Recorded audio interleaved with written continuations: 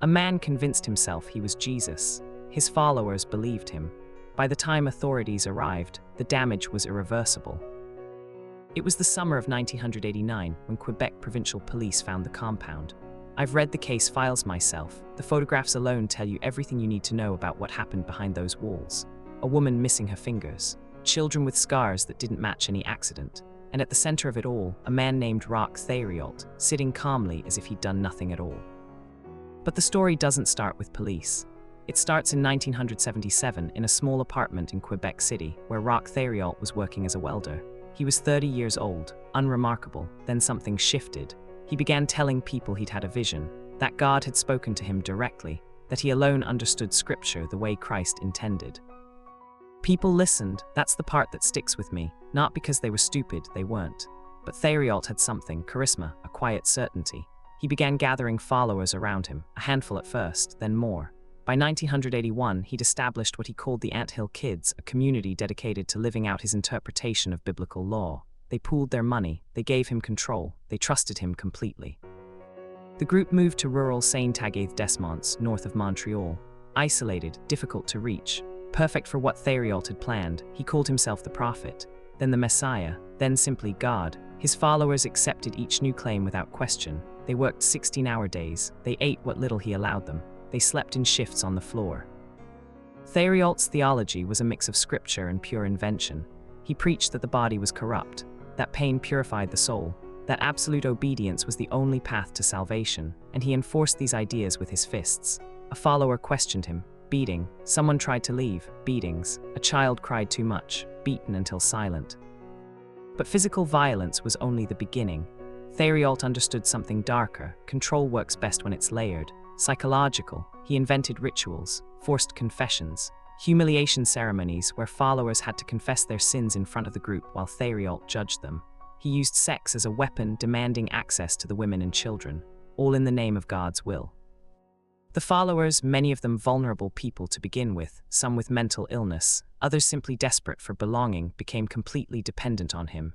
They'd given up everything: money, family contact, free will. Escape meant losing their entire world, so they stayed, and they endured.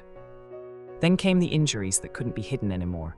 A woman named Gabrielle Nadeau lost her fingers, not in an accident. Thériault ordered them cut off as punishment for disobedience.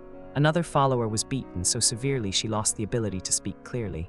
A child was burned. Another had his teeth knocked out. The violence was escalating. In 1989, one of the followers finally broke free. Her name was Solange Boislard. She managed to escape the compound and contact authorities. When police arrived at the property, they found conditions that shocked even veteran investigators. The living quarters were filthy. Children were malnourished. The smell alone told officers something was profoundly wrong. Thériault didn't resist arrest. He walked out calmly, almost peacefully, as if he'd expected this moment all along. During interrogation, he spoke about his teachings with the same conviction he'd used to recruit followers. He seemed genuinely confused about why anyone was upset. In his mind, everything he'd done was justified, necessary, holy. The trial revealed the full scope of the abuse. Over a dozen victims testified. The prosecution documented systematic torture, assault, sexual abuse of minors, psychological manipulation so severe that some followers needed years of therapy just to understand they'd been victimized. They'd been taught to see themselves as guilty, unworthy, deserving of punishment. In 1992, Roch Thériault was convicted of assault and sentenced to 12 years in prison.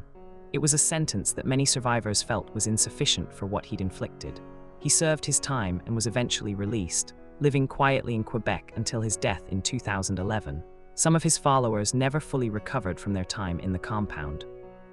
What makes the Anthill Kids so disturbing isn't just the violence, though that's real, documented, and horrifying. It's how completely Thériault manipulated people's sense of reality. He didn't just hurt bodies, he rewired minds. The survivors had to rebuild their entire understanding of right and wrong, of what love actually means, of who they were underneath the shame he'd layered onto them. I've spent years reading cult case files. The pattern is always similar: isolation, ideology, control, violence. But each group finds its own way to justify the unjustifiable. Thériault used scripture. Others use pseudoscience or revolutionary politics. The mechanism changes. The damage remains constant. The survivors of the Anthill Kids did something remarkable. They spoke. they testified. They refused to let their trauma become private shame. Their accounts are the reason Thériault faced justice. Their courage is the reason we know this story at all.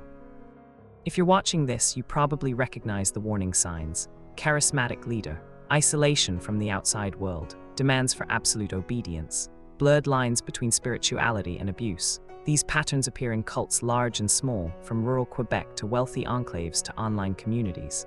The shape of manipulation doesn't change, only the location. The Anthill Kids case closed decades ago, but the survivors are still living with the consequences. Their story matters not because it's history, but because the dynamics that created it are still active, still dangerous, still recruiting. Subscribe, we uncover these patterns every week, and you won't recognize them until you've seen them once.